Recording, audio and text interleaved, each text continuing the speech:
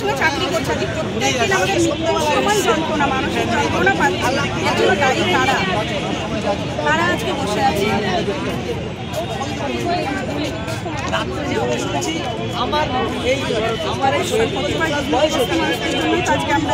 তারা তো আজকে সসম্মানে টিভি আজকে আমাদের রাস্তায় দাঁড় করিয়ে আমাদের পরিবার, আমাদের সমস্ত কিছু এর জন্য দায়ী তারা।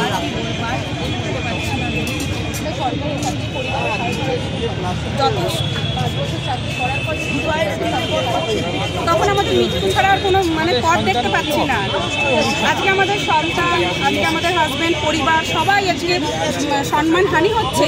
বলছে এই তোদের তো চাকরি চলে গেল, কতটা সম্মানহানি, কি বলবো, এর থেকে মানসিক যন্ত্রণা কি যে প্রতিনিয়ত যেন আমাদের মৃত্যুর দিকেই চলে যাচ্ছে, মৃত্যুর সমান যন্ত্রণা। এর থেকে মৃত্যু দিক আমাদের প্যানেল ক্যান্সেল হওয়ার আগে আমাদের মৃত্যুটাই আমরা আশা করছি। স্বেচ্ছামৃত্যু দিক সবাইকেই আমাদের সুসাইড করার নির্দেশ দেওয়া হোক। সেরকমই তো মনে হচ্ছে,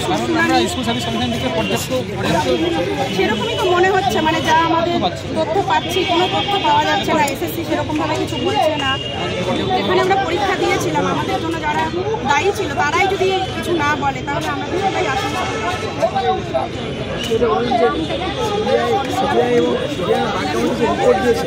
রিপোর্টটার উপরে এসএসসি গুরুত্ব